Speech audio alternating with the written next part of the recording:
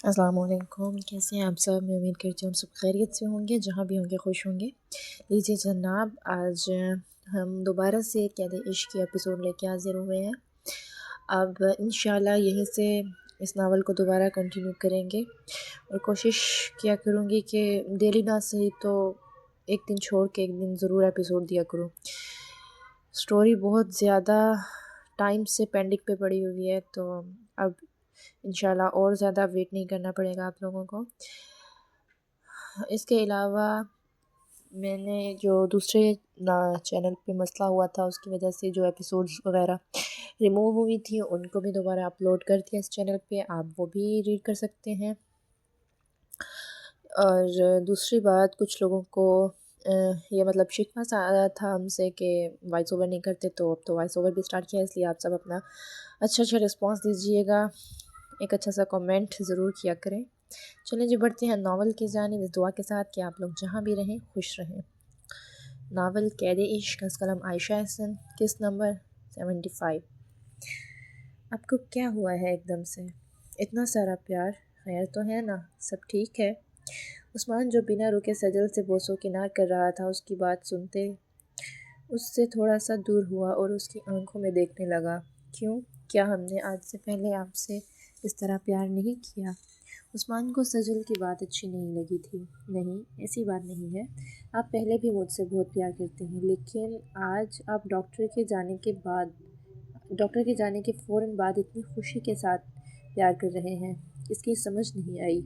سجل معصومیت سے عثمان کے بالوں کو اپنی انگلیوں پہ لپیٹتے ہوئے کہنے لگی، I love you سجل، ہم ماما بابا بننے والے ہیں، اس لیے ہم آپ سے اتنی خوشی کے ساتھ پیار کر رہے ہیں، کیونکہ آپ نے ہمیں بہت بڑی خوشی دی ہے۔ عثمان بلوچ یہ کہتے ہوئے سجل کے بالکل پاس لیٹ گیا اور اسے کھینچتے ہوئے اپنے قریب کر لیا۔ اس کی بات سنتے سجل حیرانی سے عثمان کا چہرہ تکنے لگی۔ کیا آپ سچ کہہ رہے ہیں؟ یہ سچ ہے؟ میں ماں، سجل اٹکتے ہوئے بولی۔ اسے الفاظ ہی نہیں مل رہے تھے بات کرنے کے لیے۔ ایسے محسوس ہو رہا تھا جیسے اس خوشی کے آگے الفاظ ختم ہو گئے ہوں۔ جی عثمان کی جان، یہ سچ ہے، اور اب سے آپ نے اپنا بہت خیال رکھنا ہے، بلکہ ہم آپ کا خیال رکھیں گے۔ آپ نے کوئی کام نہیں کرنا جس سے آپ کو تکلیف ہو، بس آرام کرنا ہے۔ ہم نہیں چاہتے ہماری بیوی اور ہمارے بچے کو کچھ بھی ہو، سمجھ رہی ہیں؟ عثمان اپنا دایاں ہاتھ سجل کے گال پر رکھتے ہوئے بولا، جی ٹھیک ہے، آپ پریشان نہ ہوں، میں کوئی کام نہیں کروں گی جس سے مجھے تکلیف ہو، بس آپ میرے پاس رہا کریں۔ آپ کہیں بھی جاتے ہیں مجھے ڈر لگتا ہے۔ سجل عثمان کے شانے پر سر ٹکاتے ہوئے بولی، میری جان، آپ کو تو پتہ ہے نا، جب ہم آپ کے زیادہ قریب آتے ہیں تو پھر ہم سے کنٹرول نہیں ہوتا، اسی لیے ہم آپ سے تھوڑا سا دور رہتے ہیں۔ عثمان نے قہقہہ لگاتے ہوئے کہا تو سجل عثمان کو ہنستے ہوئے دیکھ کر اس کی ہنسی میں کھو گئی۔ کیا ہوا؟ ایسے کیا دیکھ رہی ہیں ہم میں؟ عثمان نے اپنے ہاتھ کو ٹھوڑی کے نیچے ٹکاتے ہوئے پوچھا۔ کچھ نہیں، آپ ہنستے ہوئے بہت پیارے لگتے ہیں۔ سجل نے اپنے دل کی بات زبان پہ لاتے عثمان کی تعریف کی، اس پہ عثمان نے اپنی دونوں باہیں کھولی اور سجل ان میں سما گئی۔ عثمان اسے لیے دوبارہ لیٹ گیا اور آنکھیں بند کر گیا۔ سنیں، میں تو کچن میں کھانا بنا رہی تھی، وہ کھانا تو خراب ہو گیا ہوگا۔ سجل کو ایک دم سے اپنے بنائے ہوئے کھانے کی فکر لاحق ہوئی، جبکہ عثمان جو سکون کی خاطر آنکھیں بند کیے اسے اپنے حصار میں لیے لیٹا تھا، ایک دم سے آنکھیں کھولتے اسے گھور کے دیکھنے لگا۔ ہمیں سمجھ نہیں آتی کہ ہم آپ کا کیا کریں، ہر وقت کسی نہ کسی کام کی ٹینشن لیتی رہتی ہیں۔ ابھی ہم آپ کو سمجھا کے ہٹے ہیں کہ آپ نے کوئی کام نہیں کرنا اور نہ ہی ٹینشن لینی ہے، آپ ہماری بات کیوں نہیں مانتی؟ عثمان نے اپنا سر پکڑتے ہوئے کہا، جبکہ سجل ایک دم سے اسے پریشان ہوتے دیکھ کر خود بھی پریشانی سے اسے دیکھنے لگی۔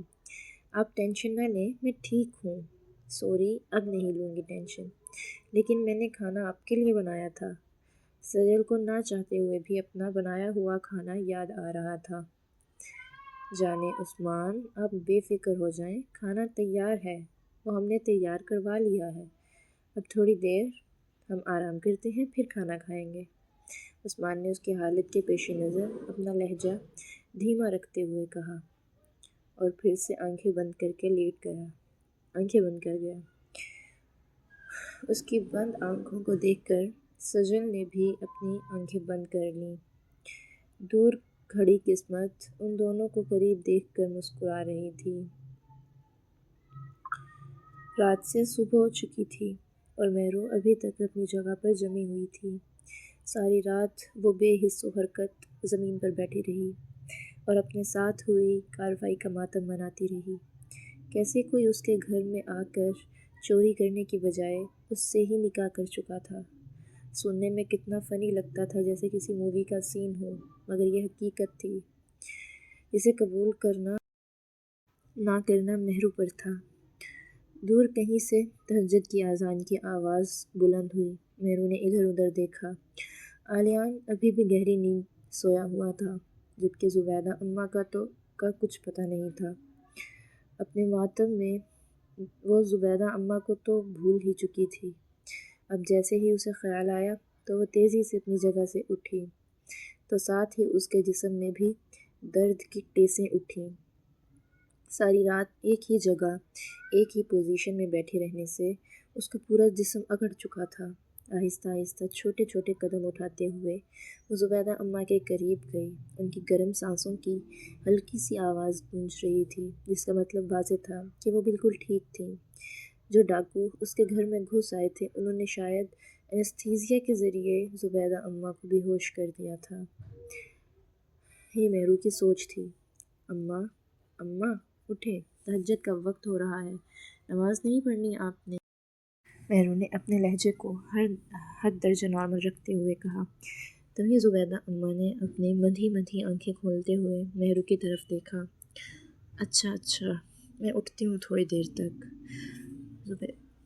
زبیدہ اماں نے یہ کہا، دوبارہ سے آنکھیں بند کر لیں۔ ان کی بات اور ان کے لہجے سے یہ اندازہ لگانا مشکل نہیں تھا کہ وہ رات کے بارے میں کچھ بھی نہیں جانتی۔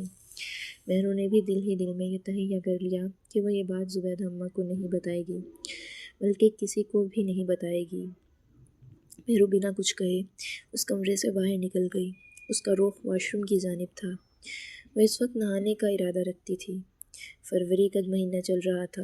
دن میں تو ہلکی پھلکی گرمی ہوتی تھی، مگر صبح کے وقت ٹھنڈی ہوا کے چلنے کی وجہ سے سردی ہو جاتی تھی۔ ایک دم سے کچھ یاد آنے پر وہ واپس مڑی اور دوسرے کمرے میں گئی۔ الماری سے اپنا ایک خوبصورت سا سوٹ نکالتے نہانے کے لیے چلی گئی۔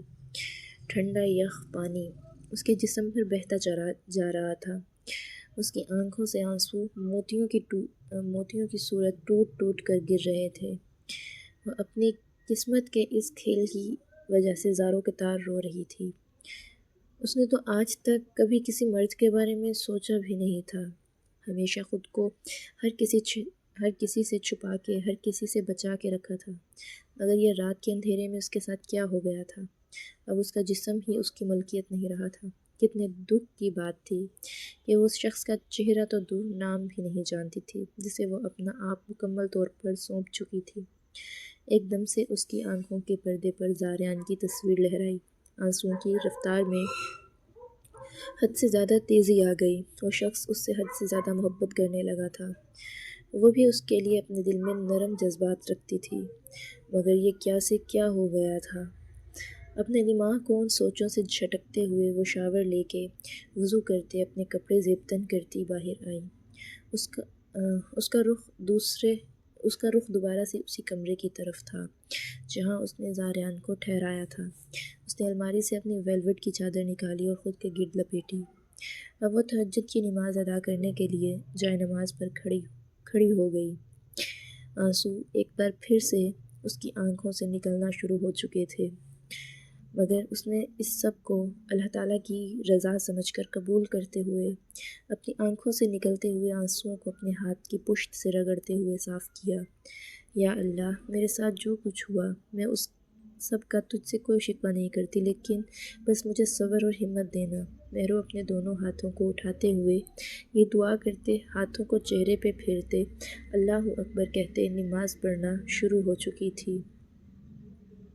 زاریان نے اپنے کمرے میں آتے ہی اس بلیک ہوڈی کو اتارتے اچھے سے تہہ لگا کر اسے اپنی الماری میں چھپا کر رکھ دیا۔ فائنلی آج آپ کو اپنے نام کر ہی لیا میں نے۔ آپ بھی سیدھے طریقے سے نہیں مانتی۔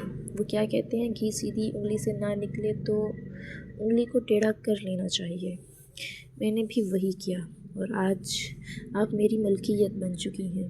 وہ خود سے یہ باتیں کر رہا تھا جب اس کا موبائل رنگ ہوا۔ اپنی پینٹ کی پاکٹ میں سے اس نے موبائل نکالتے اسکرین اپنے سامنے کی تو اسکرین پر جگمگاتے ہوئے نام کو دیکھ کر اس کے ہونٹوں پر پراسرار سی مسکراہٹ ابھری۔ کال اٹینڈ کرتے اس نے موبائل اپنے کان سے لگایا اور الماری کو بند کر دیا۔ ہو گیا کام؟ فون کے اسپیکر سے ایک نسوانی سنجیدگی بھری آواز ابھری۔ جی ہو گیا کام، اب آپ بتائیں۔